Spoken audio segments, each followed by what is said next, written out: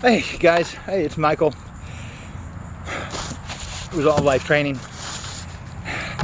All right guys, so I'm in the middle of an 11 and a half mile bike ride, and what's ultimately going to be an 11-mile bike ride and a 4.25 mile run. It's still early September, it's South Florida, it's 100 degrees. Yeah, that's fine, it is what it is. But I wanted to talk to you about something. Before I came out to it this morning while I was having my omelet, I was looking through, I think it was either Instagram or Facebook. And I'm probably Instagram, and I kept scrolling through this, and I just kept seeing all these pictures. Everybody's profile picture is like a lion or a howling wolf, and it's some lame quip referencing the grind. All right, respect the grind, rise and grind, whatever the hell it was. It's always some reference, and I believe in the parlance of our times, it's probably a colloquial term for keep your nose to the grindstone. Okay, I believe that's probably what they're trying to say. The grindstone. Your grandpa used to say, keep your nose to the grindstone. So I wanted to talk about that for a minute. Okay, I think a lot of people are using that term. Yeah, it's almost like the term epic. Remember when everything was epic? You know, somebody just finished a 5-minute dump. How was it? It was epic. Yeah, I think this grind term is beginning to become overused, and it's really starting to lower the bar. It's kind of watering down what the meaning of it used to be. Okay? So, what I'm saying is, if you're one of those, maybe you're trying to get in shape and you hired a trainer, and 2 days a week you go to the gym, and the night before, your personal trainer is sitting behind his computer watching YouTube, twirling his mustache as he plans some diabolical workout for you that has absolutely nothing to do with the goals you and your trainer described 6 weeks ago when you hired him. But nonetheless, he's going to take you into the gym the next day. He's going to have you warm up on a treadmill for 10 minutes. He's going to have you do some weird crawling, kettlebell swinging, pull-up, lunge, jump to a push-up exercise. And then he's going to spend the next 15 minutes trying to sell you supplements and more lessons. And invariably, you're going to come home and you're going to find some picture of a lion, put a post on there that says respect the grind, and you're going to do this 2 days a week. Okay? Millions of people do. Guys, I don't mind telling you that is not the grind. Let me tell you what got me here to this rant. You know, last week I worked out 6 days a week. I ran 4 to 5 miles a day every day. I biked 11 to 15 miles a day every day for 6 weeks, or for 6 days. I took Sunday off. Today's Monday, and it starts again, and that's what it's going to be Monday through Saturday. The following week, Monday through Saturday. Week before last, Monday through Saturday. Ride, bike, hot, cold, windy, rainy, it doesn't matter, okay? Because unfortunately, you know, if I was just trying to lose a little weight and do some cardio, this is not the way I would go about it. I would find something fun for my outdoor cardio activities. Yeah, I would run a little, I would ride a little, I would skateboard a little, I would ride my rollerblades a little, I would go play tennis, I would go to the pool. You know, I would do something to change it up and keep it interesting. But unfortunately, my goal is to ride my bicycle 5,000 miles and ride 500 miles in 1 calendar year. There's really only one way to go about that. That's to ride and run. Okay, so I am in the grind.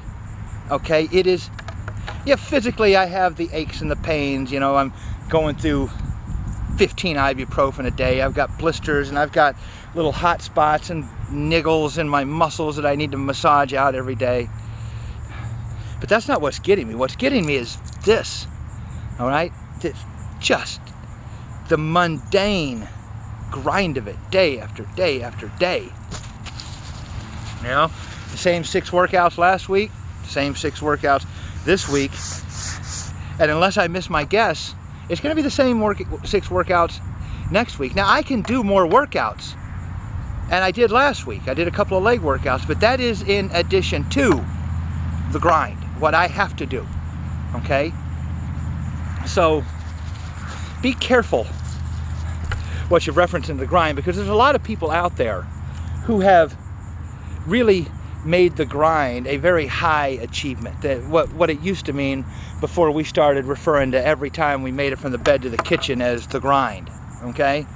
And we know their names. We call them Michael Phelps, or we call them Serena Williams, or Roger Federer, or we call them Tom Brady or Brett Favre.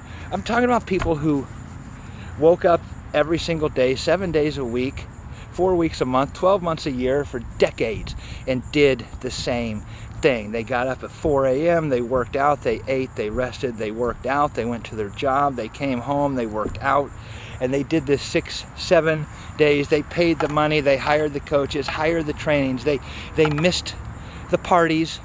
Hey, while we were out in our 14, 15, 16, 17, whatever, 18, smoking cigarettes, drinking Mad Dog or cheap beer, and wolfing down pizza and cheese sticks at the pizzeria in the mall, these guys were getting up early for workouts. They were measuring every morsel of food that went into their mouth. They were training, they were getting massages, they were getting 8 hours of rest, they were taking their supplements. Their results are predictable. They're the ones we see on TV routinely hoisting 20-pound trophies above their head, and their chest is just laden with gold medals hanging around their neck. Well, unfortunately, the rest of us who did just enough to get through school, we do just enough at our job to pay the rent, the car payment, and hopefully feed ourselves. The rest of us who did just enough, we partied. Well, our results are predictable too, okay? Me in particular, I became average. I had an unmeasurable amount of potential 35 years ago.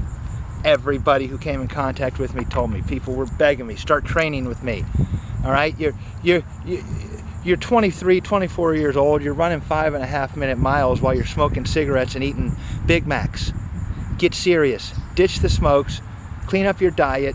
Train twice a day, and you can be something. 4, 5, 6 years down the no. I was smoking, eating Big Macs, chasing girls, not training, running sporadically 2 or 3 times a week. Here I am. My result is predictable. I'm average. So, and I'm average because I didn't follow the grind. I didn't keep my nose to the grindstone. The 2 runs a day. All that stuff that I could have been doing since I was 23 to 33 to 43 to 53, all those decades of work that I didn't do, the grind that I didn't do. Okay, a couple of workouts here and there, and 2 weeks on a diet before you fall off it, that is not the grind. The grind, I mean, I'm trying now. I've been at it for about a year now. Okay, what are we at? September. We're about 9 months into it. And I am trying to follow a closer diet, and I am doing the work, and it is difficult. It's just mind-numbing. It's so mundane. But I guess that's what I wanted to talk about. So I just came across some post, some nobody that I don't know, respect the grind. It had this roaring lion, so I clicked on it, looked at their pictures, and they were 125 pounds overweight with some picture of them drinking a margarita and eating a pizza somewhere by the sea. I was like, guy, I got news for you. That's not the grind. Not at all. So I started thinking about it, All right, well, today's done. I got, I think, 6 more miles till I'm home, shower, eat, work. Same thing for the next 5 days. So let's be a little more careful about the grind, okay? Most of us just aren't in it, okay? Well, that's it. I'm just tired. I just needed to vent and get that off my chest. So anyway, I'm having an okay day. I hope you're having a good day, and well, until next time.